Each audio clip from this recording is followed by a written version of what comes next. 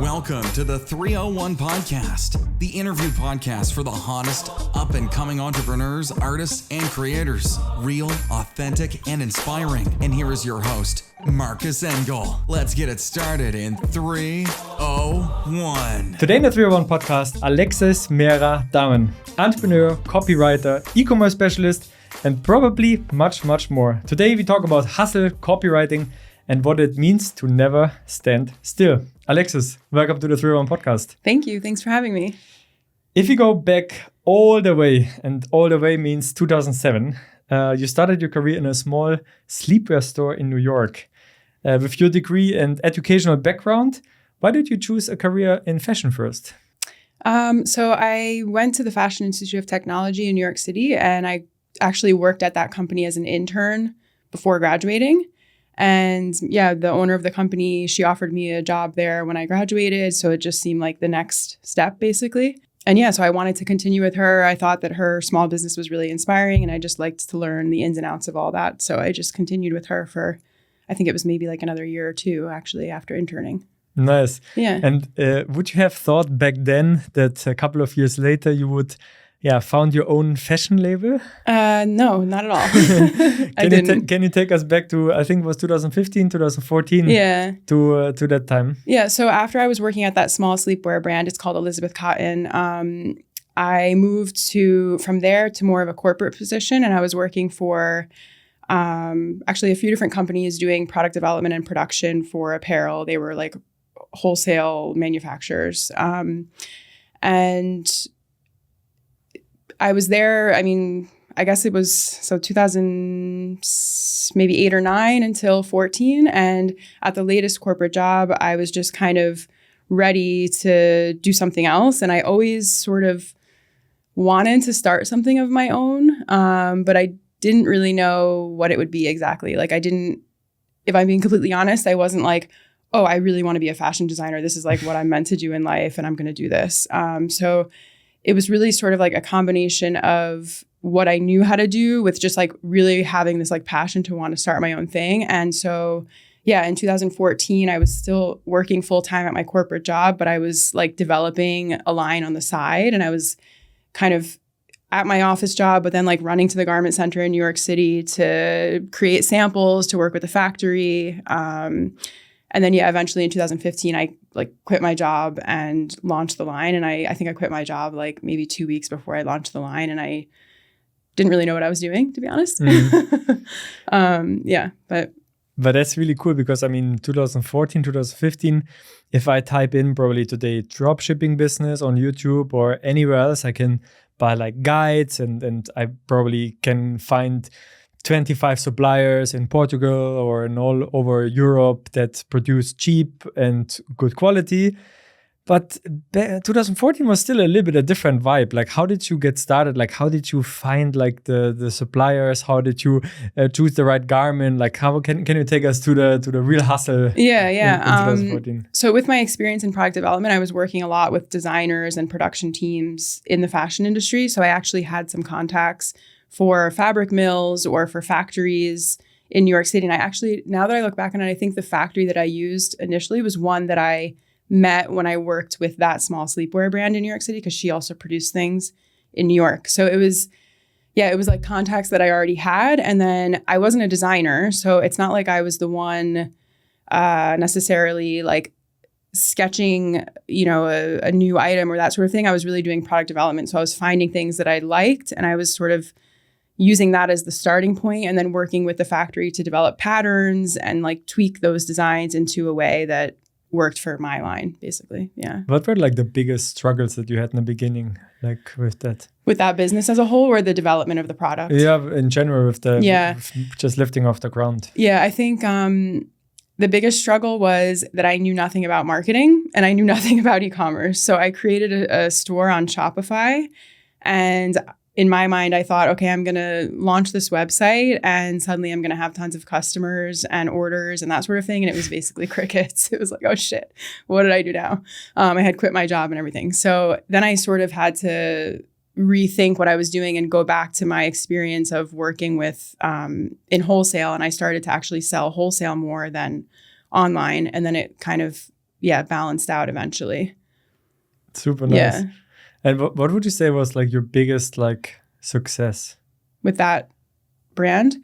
My biggest success probably was I was doing trade shows to get new wholesale clients, and a lot of them would be small boutiques. But at one show, I met a buyer from SoulCycle. I'm not sure if you're that familiar with. Okay, it's like a really popular cycling, almost like a cult, like workout class in the US, and I don't think they have it here. But No. And I met one of the buyers from there, and I worked on a private label collection for them.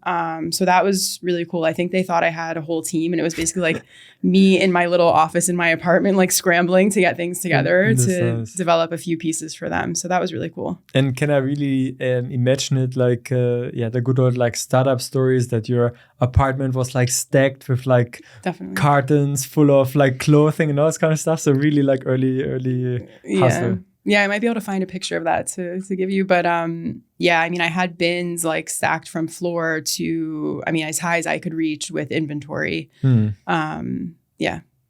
super nice. It was, Was it like profitable then for you at one point? Or like when was that moment that you were like, oh, well, it's not just a passion project. I can actually like make money with that? Yeah. To be honest, because of the overhead of having inventory, I don't think with that business that I may have broken even. It's been a while, but since I've looked at the financials for that business, but I think at one point I broke even. Or for example, with the SoulCycle private label program, like I made money on that specific part of the business, like that revenue stream. But then there was all the inventory that I had already produced that wasn't selling as quickly as I needed it to. So it was a lot of, it was like cash flow problems, which is also just something I learned from experience in doing it. And not really like knowing that part of a business. Yeah. Have you ever thought about raising money for that startup? No, I think because, I became a bit burned out from it. Like I was really going. Like I was working every day of the week. I was waking up at like 5 a.m, working, I don't know, I'm not really a night person, so maybe till like 7 or something, but that's a long day. And at some point, I just felt sort of done with it. And I also didn't want to deal again with the inventory part of it. So like the physical product. Yeah, I think I was just over that. If you would relaunch the business, would you think about raising money and make it like really big, or would you not do fashion again? I wouldn't do fashion again. I wouldn't do my own brand. And I don't think I would work for another company doing that side of it again. Yeah. I think, I prefer being digital. Like not having anything weighing me down in terms of inventory or like a physical thing. Yeah. And you were just also mentioning like that it kind of like really worked you down, that you burned out from the work. What were like the kind of early signs or the first, your experiences that you were maybe feeling that you not felt well? I think it was just, I lost like the motivation for it. Like I first initially said, okay, I'm going to take a little time away from it and then I'm going to go back to it and like start going again. But I didn't really want to go back. I just kind of felt like I was hitting a wall. Like I had tried every option of how I can grow this business and I grew it. Like it definitely grew. The SoulCycle private label, I was doing wholesale. I was selling on my website. I was doing pop-up shops, but it was just like, it was a grind and I wasn't making enough money to be able to like hire someone to help me. And it just got to a point where I evaluated everything and what it was costing me, what I was making, and like how much time I basically had to do other things. And I decided like, okay, I'm going to step away from this. Was it difficult for you to stop? Yes, I think it was difficult mainly not because of the product or that I was so attached to that business, but it was like my baby. Like I had poured everything into it and it's like how I identified with it, I guess. And I just still wanted to have something of my own. Like, so that was the part that I think was hardest for me, just kind of not having that thing that I was working at all the time that was mine. Yeah. So it wasn't the product. It was just having that thing. Yeah. Is it in general for you difficult to stop or to like not obsess with something? Yeah, sometimes. Yeah. Would you do something now differently if you would look back in terms of like work-life balance, or would you say like, I mean, that's just what it required back in that time? Because I think it's always easy to look back and say like, yeah, of course, like I also maybe wish some weekends I would not work or would work less, but I mean, that's just what it requires right now. Yeah, no, I don't think I would change the experience at all. yeah, I mean, I learned a ton. I didn't go to business school or get an MBA or that kind of thing. So I kind of feel like it's like my self-funded MBA. So yeah, I wouldn't change it. I learned a lot. It brought me to where I am now. So I learned a lot about marketing. So I think, yeah, I wouldn't change it. Yeah. What tips would you give then, like maybe other early founders? Doesn't necessarily have to be fashion, but like, what are the like most important things to get started? What can they learn from you? Yeah, I guess because that's the type of business I started with, and maybe I'll start there. I think like having some idea of a sort of plan or strategy or like projection of how much money you might need, when you'll actually make money, what you need to do to make that money. Because with that also, I was just like, okay, I'm going to do this. I remember my dad was also like, are you sure you're going to quit your job? Like, do you have a plan? I was like, I don't know, I'll figure it out. Yeah, I mean, I was younger then too. So yeah. Why is it so difficult for you to kind of like stop and like to relax sometimes? That is a good question. I don't know. I think I just like kind of thrive in that like going, fast-paced lifestyle, I guess, or environment, even though sometimes I know that I should probably slow down and maybe I want to, but I just for some reason want to keep going. And for me, the funniest thing is that like you start your business, you kind of burned out, and then instead of like really taking a break, you started to kind of get obsessed, maybe a new obsession, and that was like content writing. You started to work for Shopify, and you wrote blog articles.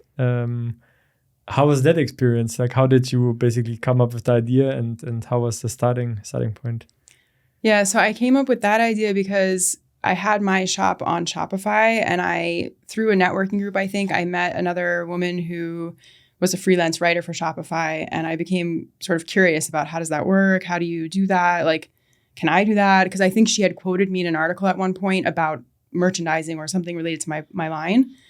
So I asked her how to do it. She connected me with the content marketer at Shopify for the Shopify retail blog. And basically, I mean, I was straightforward. I didn't have any freelance content writing experience. I had only worked on content for my brand, but I had a Shopify store. So I sort of pitched myself in that way. I had a store. Maybe I can write things that are useful for the audience. I have like firsthand experience. I've been working in retail and fashion for, at that point, I think it was like 10 years that I'd been working between corporate and my own position and my own company. So yeah, that's how I approached it. And it was a paid trial piece initially. They really liked it. And then I started pitching more topics, and then they started assigning more topics to me as well. So that's sort of like how that started, I guess. Yeah. And this was basically then the beginning of your like what you have now, freelance business, basically. Yeah. As a content writer. Yeah, that was the beginning. And actually, after I started doing that, then I wanted to make my freelance business something bigger, and I was trying to do like all around digital marketing. So I was offering social media, email marketing, content writing, and that worked for a little bit, but it was very hard to sell myself, and also for potential clients to really understand like what value I could add if I'm like doing a little bit of everything. So then I eventually like narrowed it down again just to content marketing and writing, and that's when it started to pick up more. Yeah. And would that be also your tip for upcoming freelancers, like to kind of like double down on one topic and like specify a little bit more in that? Yeah, I would say like niche down on your service offering.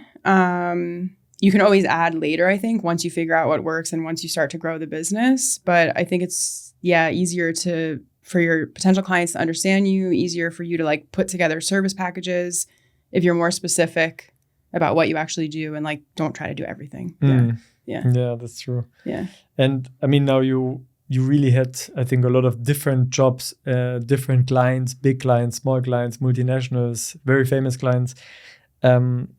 Like, what do you think changed over the past like 10 years? Like when you look at, for example, content and maybe the content landscape? That's like a big question. I think most recently, the changes that I've noticed in terms of I would say like the types of projects that I'm getting from clients is, I think with AI becoming, more mainstream and popular and used among everyone, I've noticed that. So the first articles that I was working on for Shopify years ago, they were more SEO articles, so optimized for Google search. And now I've noticed that a lot of clients are looking more for other types of content for articles. So whether it's like thought leadership, case studies, or other types of content that's not specifically SEO content, because I think with AI, it's become easier to create that SEO content. I mean, you still need a human. Like I would never tell someone just to like prompt ChatGPT to write them an SEO article and not look at it or touch it or make it better. But I think that is one area where you can start with an article that's AI generated and then make it unique, add to it, fix it, edit it, that sort of thing. But with thought leadership, it's a little more open and like it's an opinion. So you can't, you need more of the human touch for that. Yeah. Do you think that like this thought leadership topic is also kind of like this new buzzword like in marketing that we currently have, that everyone wants to achieve like thought leadership in a way? I think it is a little buzzy. Yeah. Also for, I guess, maybe more for like personal branding too. People want to be a thought leader. But I think it's useful to have that type of content. I think you need a balance of the different types of content. Yeah. Yeah. What is the most effective content strategy in your opinion? Oh, it depends on like what the end goal is. So yeah, it really depends. Like if you want to drive website traffic, organic website traffic, then you want to focus on SEO. But maybe it's like further down the funnel and you want to have someone who's subscribed to a newsletter actually convert to buy the product. And maybe you want to have a case study to show how the product has helped other users. Then there's like bottom of funnel content that's more product related. So it really depends on the end goal of. Let's make it super practical. Like let's say a startup has a product, B2C. What are the first steps? Well, do they have so they don't have that many customers yet. And they probably need to drive website traffic to get more. Yeah. So then I would focus more on SEO content. But again, once you get those new visitors on your site, you want a way to capture the leads and then kind of nurture them down the funnel. So you sort of need content for all parts. But to get more traffic to your site, definitely SEO content. I mean, there are many, like, we just talked about thought leader, about this buzzword. We talked about AI and all those kind of like sometimes even like myths that are out there. Like, what do you think is still one of the biggest marketing myths that people still like keep on talking today or keep talking today? I guess I'm gonna relate it back to what I do, and I would say, well, a lot of people actually. I mean, I'm thinking now about SEO content as well because that's like where I'm focused. But I think a lot of people think it doesn't work, and like that's because they don't see the result immediately. Like where, like I said before, if you post something on social and it's like, boom, you suddenly get a lot of likes or engagement. It's something that takes a long time and you really need to be patient and wait for it. But then it does work. Yeah.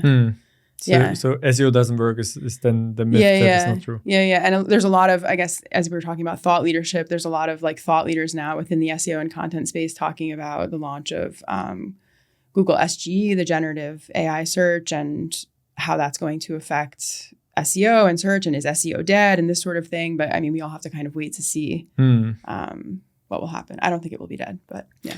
No, me neither, because I think I talked to like an SEO expert last week actually, and he said he's really deep also in there. I think he's doing nothing else than basically having sites optimizing SEO for multiple pages and driving a lot of revenue for this.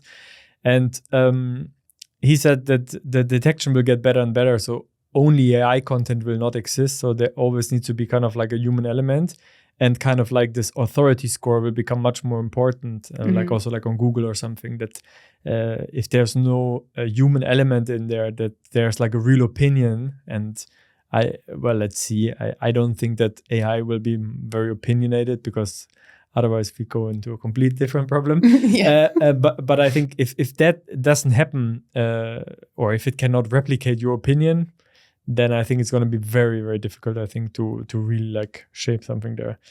Yeah, I mean, that's also something already that's very important with SEO content, is like you want to add a unique element. You want to add either personal anecdotes or quotes from experts, team members, depending on the product that you're working for. So already you need to make it unique and have like something that no other article or company could replicate. Yeah, exactly.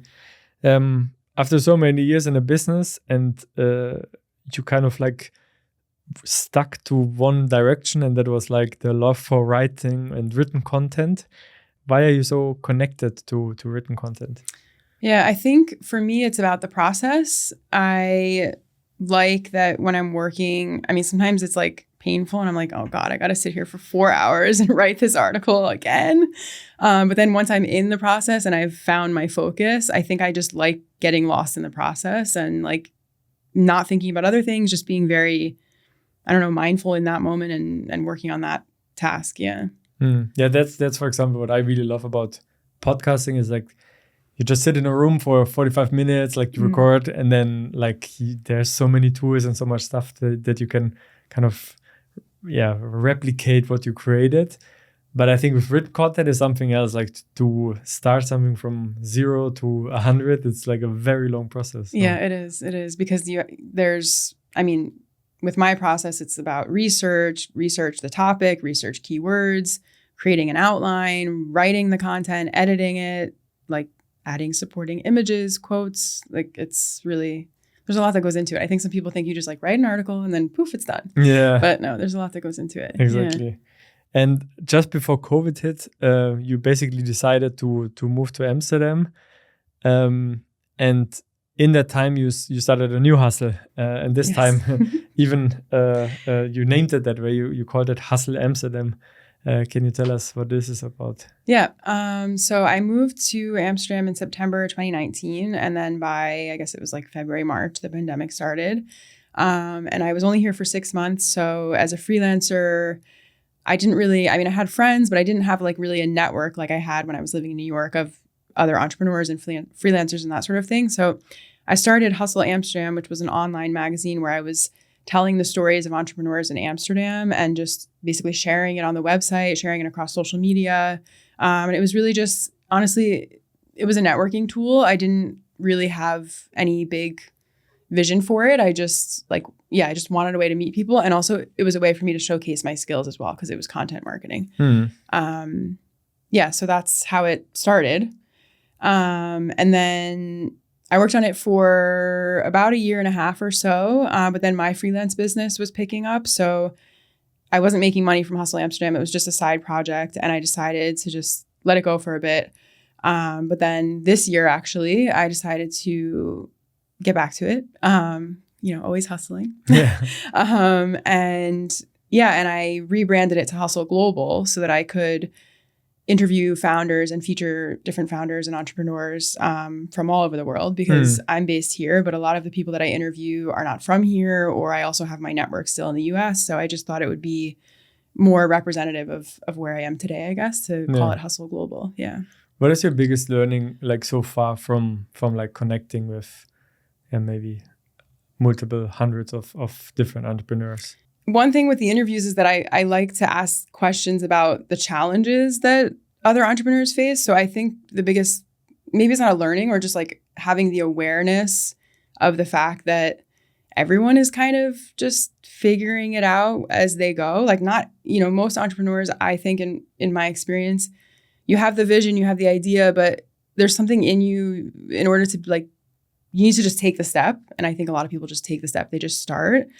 And I've kind of learned, I guess, that everyone's in the same boat in terms of like figuring out what they're actually doing, or maybe not knowing yet what they're doing and still figuring it out. Nice. I think that's like one of the biggest, because you don't always see that as well from the outside. So that was like part of what I wanted to show with starting. Yeah. Or certain questions I was asking. Yeah. Yeah, I think that I think that's one of the biggest learnings I think any entrepreneur has, is like the moment like he goes outside of his bubble. It doesn't matter if like even in complete different industries, but like in the core they have like the same kind of problems and uncertainties and all this kind of stuff. And like even though that of course we are both in the marketing domain or something, like in the interview that we did together, it was also like, oh, like we could really relate to each other. It's like, oh yeah, I also feel that, or like I also, and that I think that's super nice to see. Maybe quite rare that people are opening up that way, because networking events or those kind of stuff is also not the time to be like vulnerable and say like everything is going like shit and it sucks. Then you of course want to make an impression and make like your best impression. Yeah. What association do you have like with the word like hustle? Like if you would define it like for yourself, like what would it mean for you?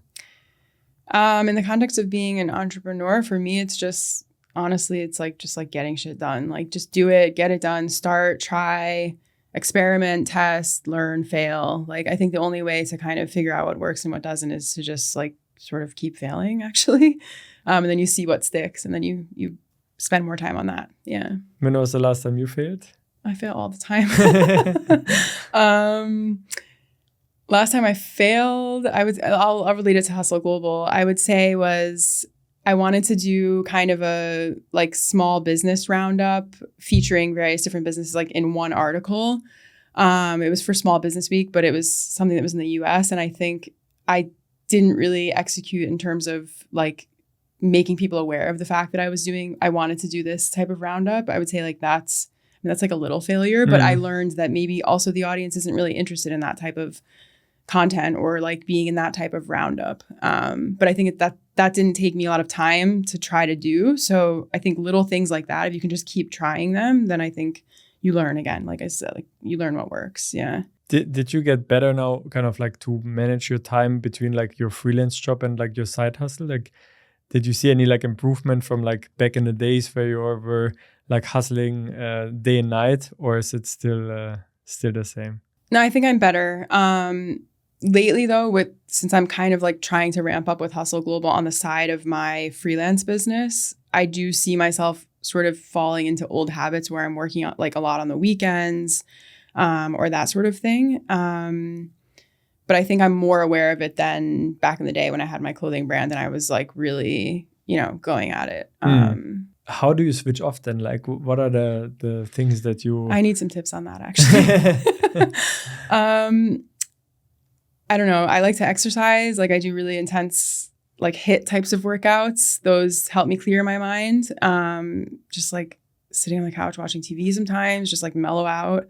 Sometimes I try to meditate. It's not like that successful, to be honest. But yeah, just like trying to find ways to relax, reading, hanging out with friends, just like normal things that kind of clear your mind from work. Yeah. Do you find it like sometimes then difficult? Like, there are a lot of like morning, evening routines, like all this kind of stuff. Is this something for you, or do you not relate to this kind of stuff at all? I'm more of a morning person. I'm not like super strict where it's wake up at 5 a.m, do this at this time, do this at this time. But I try to get up like between 7 and 8. I like to read sometimes in the morning. Actually, I just feel like it kind of like wakes me up, but it's not too intense. And then I get into my work relatively early, because usually for me around 3 p.m, I can't really do any like deep focus work. Like I wouldn't write an article then. I do all that in the morning, and then the afternoon's more for like admin or, that kind of thing. Yeah. How do you get into this kind of like deep focus mode? Like, I think with writing, it's like deep focus and creativity at the same time, which I think is very difficult to balance, because you kind of have to be super focused, but also you want to like get the most out of it for like the angle and the words that you're searching. How does it work for you? Like, is this something that you can induce yourself, or is it something you have to kind of get into with external factors, or how does it work for you? I think I have to say or define what my writing day or time will be that week, or it's multiple days, and just say like, okay, at this day, at this time, I'm going to do this. And it helps sometimes, not all the time, but if I put earbuds in and I listen to some like upbeat music and I just like really get into the mood and like focused. Yeah. But it doesn't work every time. Sometimes I procrastinate or dilly dally, and then I'm like, oh shit, okay, now I need to do this like 2 days later. Yeah. But yeah, I just like sit there, have my water, have my earbuds, maybe coffee, depending on the time of day. Yeah. I think that this is the most difficult thing for entrepreneurs, like this kind of like doing nothing.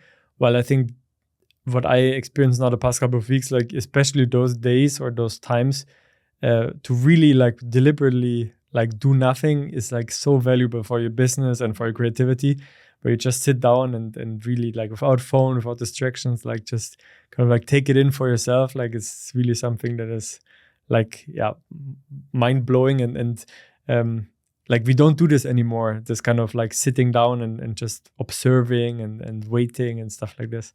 No, really we don't. Crazy. I think I need to do that more often, to be honest. Yeah, we all do, I think. Yeah. If you look back now at your career and like all the things that you've done, can you pinpoint like some kind of like turning point or something where you say like this really changed like my mind, or this changed my career or my entrepreneurial journey? Kind of like a change of behavior, change of mindset, or anything like that? I would say, I think the point when I decided that I would quit my job and just try to do my own thing, I think that was like the real big turning point for me, I would say. I was already like driven and working really hard when I was working for other companies, but that's the point where I was like all in and like really going for it. And also I think I grew a lot too, like personally during that experience of building my business. Like I became more confident. You know, you kind of have to like be out there a bit more. Like, yeah. So I think that sort of change is when I started to, like change a bit. Yeah. What do you find most difficult about being a founder? I think sometimes it's like figuring out what will have the highest impact and what you should be working on when there's like so many things that you want to be doing. And well, a lot of times it's just you initially doing it. So I think like finding that clarity and focus about like what will move your business forward. Yeah, I think that's difficult. Nice. Yeah. And if you look a little bit into the future, I mean, you just launched Hustle Global, you have your freelance business, you have a very, very cool page with Substack, and everything is super organized. Like you, so that's really nice. But if you look a little bit into the future, like what are your aspirations? Like where do you want to go next? Well, I want to keep my freelance business, and with Hustle Global, I think my goal with that is to continue having it be a platform where I'm sharing the stories of other founders, like inspiring stories like I shared for you. But then also I want it to also be like educational content hub. So that's part of, bringing in my experience as a content marketer and being able to create the content that would be helpful for entrepreneurs. So I'm still like putting all the pieces together. But the way I see it, is like a platform where entrepreneurs can gain exposure, but also find educational content to help them grow their businesses. Right now, it's all completely free, but I am like playing around with different ideas of how I could have potentially digital products, or maybe a community, or like one-on-one workshops. I'm still really like playing around with those different ideas. But being able to monetize that in some way would be nice. Super cool. I think you will also succeed because you're very smart. So I don't doubt that we'll see Hustle Global really like on a global scale soon. Thanks. I think it was an amazing conversation. Before we leave off, I have like 3 final questions. Okay. Amazing conversation. I think super cool to see you grow from like early hustle in your apartment with 10,000 boxes around.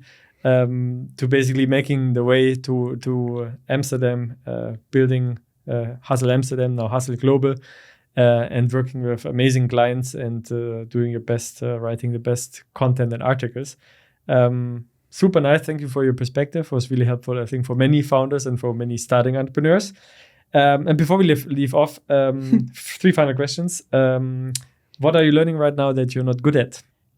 I am trying to create more video content, actually. Also for one of my clients, the articles that I'm working on are more of like thought leadership and guides types of articles. So in order to distribute them on social media and that sort of thing, it would be nice to have videos. I'm not good at that. And I'm trying to create like how-to videos, or, where you do a screen share showing how to do something, plus like having an introduction of me explaining the topic and that sort of thing. So that's where I'm sort of challenging myself right now. Yeah. Nice. Yeah. So it's a good practice. Yeah, this is good practice. What name would you give this chapter of your life? I don't know. The first thing that came to my mind when you asked me that was discovery, but I'm not really sure why, because I kind of feel like I already know who I am, but maybe I don't. Should we go discovery? Yeah, discovery. Yeah. Awesome. And if you could send a SMS to all mobile phones in the world, what would you say? I would say, do what you love. I don't know. Do that. Do what you love? Yeah. Awesome. Yeah. Alexis, thank you so much for coming onto the podcast. For you, it's now the time to like and subscribe this episode, because I know that over 80% of the people that are watching right now are not subscribed. So go hit that subscribe button, and we are back with a new episode in 2 weeks' time.